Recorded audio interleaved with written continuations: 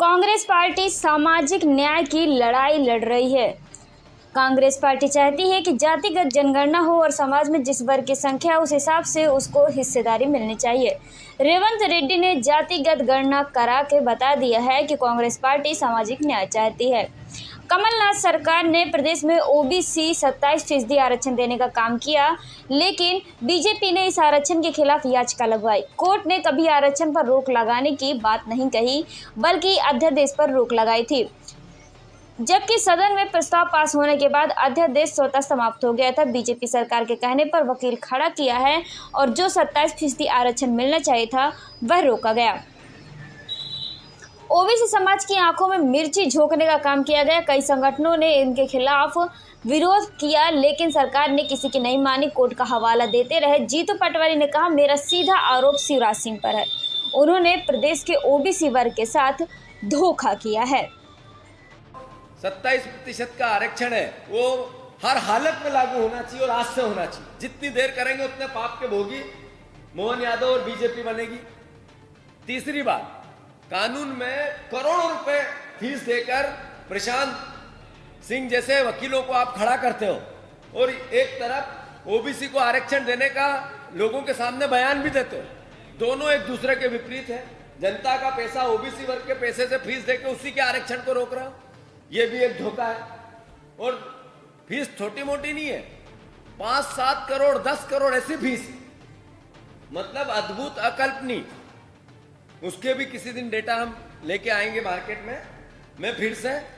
मैं आदरणीय हमारे जो वकील लायर है इस पूरे केस को, जो ओबीसी महासभा की ओर से देखते हैं, उनसे आग्रह करता हूं कि टेक्निकल बात वो भी आप लोगों के बीच में बताएं। बीजेपी के पाप के कारण नहीं मिल पा रही है। उन्होंने करीब 22 लोगों ने आत्महत्या कर, करीब कई लोगों के घर परिवार बर्बाद हो रहे हैं, कई लोगों की शादियां तय हो गई थी वो टूट गई है। ऐसे कई परिवार की महिलाएं बहनें आई है जिनकी यातनाओं की पराकाष्ठा है। कई बाल कटवा रही है, कई अलग अलग तरह के आंदोलन। उनको भी बीजेपी तानाशाही पूर्ण तरीके से कैसे उसको दमंगई से समाप्त करवाए वो हमने सबने देखा है। कांग्रेस पार्टी ने निर्णय लिया है कि इस पूरी घटनाक्रम में जो सरकार ने फीस दी जिस वकील को, जिसने ओबीसी आरक्षण रोकने में अपनी भूमिका निभाई, उसके खिलाफ हम लोकायुक्त में शिकायत करें। जिसको इतनी बड़ी बड़ी फीस दी और पुलिस की भी फीस उसको और चोर की भी फीस उसको, ये कैसे संभव है? अगर नर्सिंग घोटाले में जितना बड़ा कांड हुआ तो सरकार की पैरवी भी वो कर रहे हैं और जो नर्सिंग के काउंसलिंग है उसकी पैरवी भी वो कर रहे हैं। दोनों की पैरवी एक आदमी कैसे कर सकता है? तो ये सवाल अपने आप में बहुत गंभीर है। सरकार संवैधानिक संकट खुद ने खड़ा कर लिया कि जो लायर हाई कोर्ट में केस निपट सकते थे खुद सुप्रीम कोर्ट लेके गए। यानी मैसेज क्या था कि हम आरक्षण को लागू नहीं होने देंगे, कानून को ओबीसी के 27% को लागू नहीं होने देंगे। मैं मानता हूं इसके खिलाफ जन जागरण हम ओबीसी महासभा के माध्यम से पूरे प्रदेश में ओबीसी के साथियों के साथ करेंगे। और अंत में अभी जो भर्ती हुई है इसमें भी 14%, अभी जो भर्ती हो रही है उसमें भी 14% दिया जा रहा है, वो 27% करें।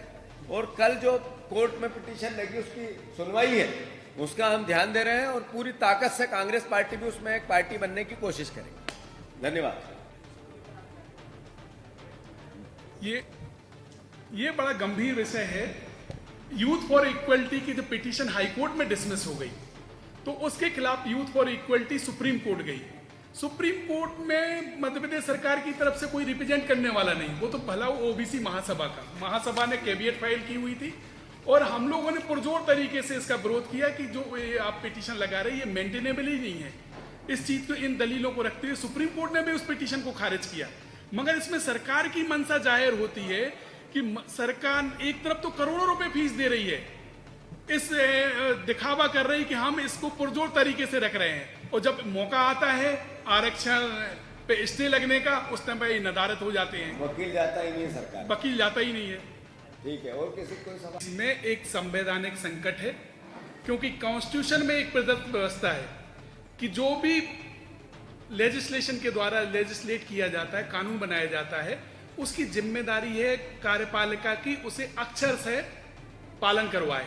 पर आज हो क्या रहा है कि जो कार्यपालिका के जो हेड हैं वो वकीलों से एक ओपिनियन ले रहे हैं, एक दूसरी ओपिनियन ले रहे हैं, अभिमतों के द्वारा कानून पर रोक लगा रहे हैं। ऐसा इसके पहले कभी नहीं हुआ।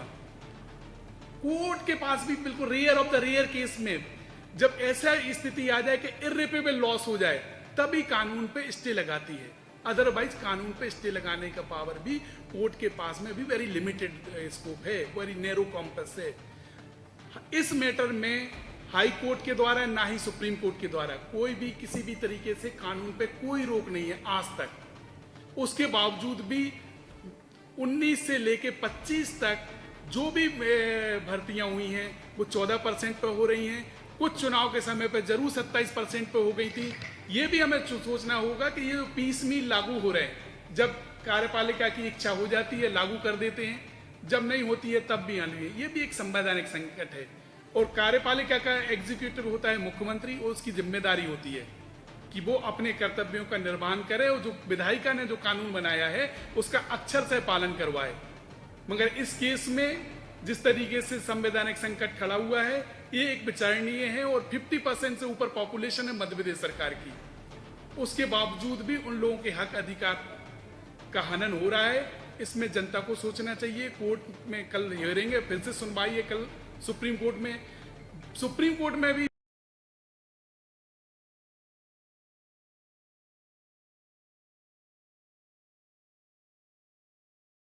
मामला के मध्य प्रदेश सरकार लेके गई। जब मध्य प्रदेश सरकार के पास में ये कार्यान्वयन करने का पूरा अधिकार था तो वो सुप्रीम कोर्ट क्यों लेके गई इसकी पिटीशंस को, ये भी एक चिंतनीय है। जब हाई कोर्ट ने ऑलरेडी डिसमिस करने वाली थी सारी 3-4 यूथ फॉर इक्वलिटी और करीब 4-5 पिटीशन डिसमिस कर दी थी, तो एक तरीके से जो कानून विधायिका ने बनाया था उसे अपहेल्ड कर रही थी। जब अपहेल्ड कर रही थी तो आप ट्रांसफर पिटीशन लगा के सुप्रीम कोर्ट क्यों गए? और इस मामले में अगर कोई ऑर्डर एडवर्स आता तो उसको चैलेंज करती मध्य प्रदेश सरकार। आपने 6 साल यहाँ पे मध्य प्रदेश हाई कोर्ट में पेंडिंग रखा, अब जाके सुप्रीम कोर्ट में, अब पता नहीं कब तक ये लागू होगा। इस बीच में जो होल्ड पद हैं उन अभ्यर्थियों का बड़ी बुरी स्थिति है, उनकी काफी सारी मैरिज उनकी ब्रेक डाउन हुई है। कई लोग हैं जिनको ओबीसी महासभा ने उनकी शिकायतें सुनी है, करीब 20 से 22 लोगों की ने अपने प्राणों की आहुति दे दी, क्योंकि जिस तरीके से एक आपका चयन हो गया, आपको सारी चीजें प्रक्रिया फॉलो हो गई।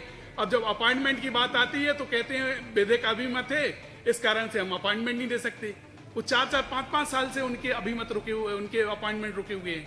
ये एक चिंतनीय विषय है और ये आप सब लोगों को सोचना चाहिए कि जिस तरीके से मध्य प्रदेश में संवैधानिक संकट है उसको कैसे हम लोग इम्प्लीमेंट करवाएं, ये जिम्मेदारी लेना चाहिए। मतलब इस पर आदरणीय हमारे सेक्रेटरी चंदन यादव जी हमारे ओबीसी महासभा की जो लड़ाई लड़ रहे हैं, आरक्षण की लड़ाई लड़ रहे हैं, वो कमेटी के सदस्यगण आदरणीय जो एक वकील की लायर की भूमिका पूरी लड़ाई में जिन्होंने ओबीसी की निभाई, वो हमारे प्रिय साथी वरुण, उसके साथ ही सभी मुकेश नायक जी, हमारी महिला कांग्रेस के अध्यक्ष जी, सभी सम्मानित शैलेंद्र पटेल जी। साथियों, कांग्रेस पार्टी ने जब सैकड़ों साल की लड़ाई के बाद देश आज़ाद कराया और संविधान का जब बाबा साहब अम्बेडकर की अध्यक्षता में संविधान का निर्माण हुआ, उसकी जो मूल भावना थी कि हर भारत के नागरिक के मौलिक अधिकार के साथ साथ राजनीतिक, आर्थिक और सामाजिक समानता की जो संविधान की मूल भावना है वो प्रैक्टिकली देश में एक जैसी गांव, पंचायत, मोहल्लों से निकलकर सभी को न्याय मिले, इसकी ताकत संविधान में हर नागरिक को दी। साथियों, राहुल गांधी जी ने पिछले कई सालों से संविधान की रक्षा की जो धारणा देश के सामने समर्पित की, वो किसी से छुपी भी नहीं है।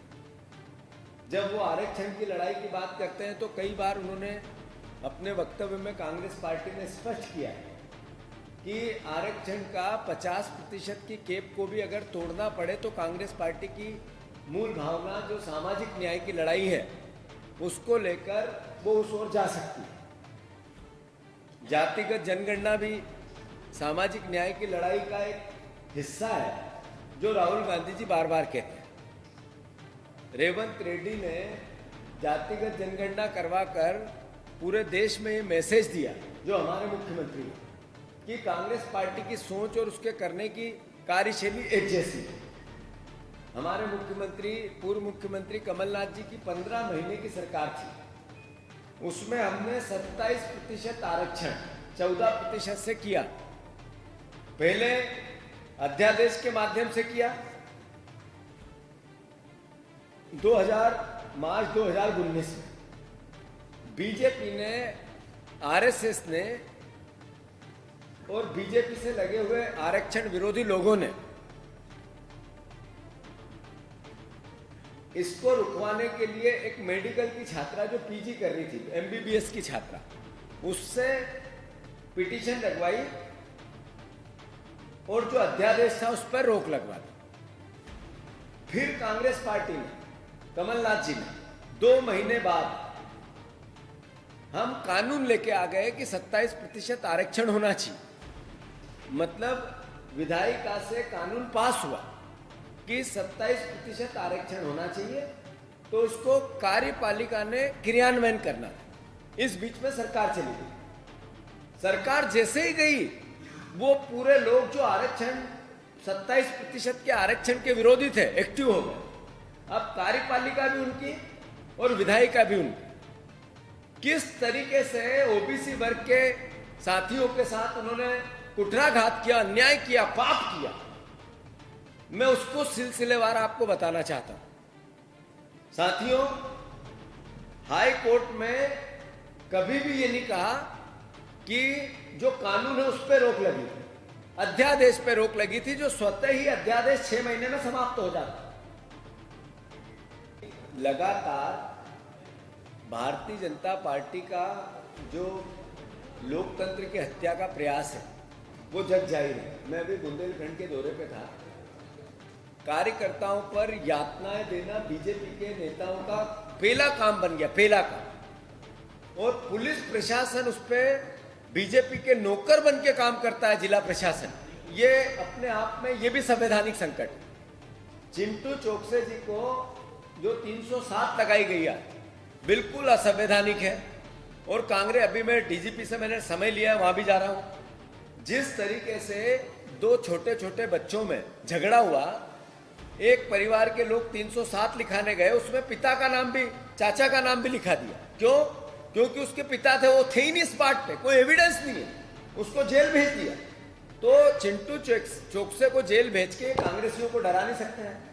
हमारे पूरी पार्टी के लोग वहां चले गए, मैं भी रात को जा रहा हूं, और हम कानूनन तो अपना काम करेंगे ही, पर इस सरकार से जो कार्यकर्ताओं की दमन की नीति बन रही है, इसके खिलाफ इस सरकार को 2-2 हाथ करेंगे, हर हालत में लड़ेंगे, बिल्कुल नहीं डरेंगे।